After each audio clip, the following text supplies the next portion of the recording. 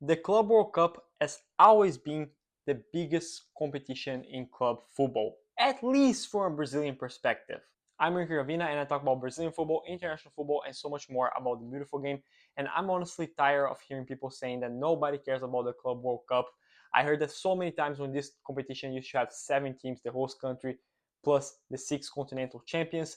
And I'm hearing the same story, the same thing, this time with the 32 teams tournament.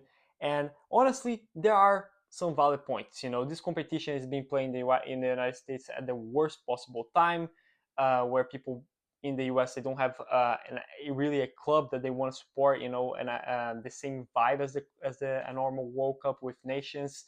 Um, FIFA has been failing. To have a lot of people attending those games. I get the point, but this competition is still very important, especially from a Brazilian point of view. For example, you can ask a Corinthians fan what is the biggest trophy that Corinthians has ever won in their centennial history, and they're probably going to say the Club World Cup of 2012, where they defeated Chelsea, or the 2000 Club World Cup.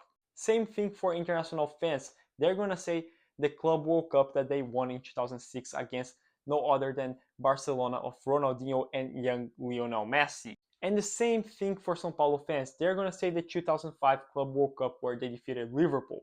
Also, if you ask a Flamengo fan what is the biggest trophy that the club has ever won in their history, they're not going to say the Copa Libertadores of 2019 or the Copa Libertadores of 2022. They will most likely say the 1981 Intercontinental Cup where they defeated Liverpool by 3-0, which used to be, for many Brazilians, it is considered to this day an old version of the Club World Cup, the one that we have from FIFA.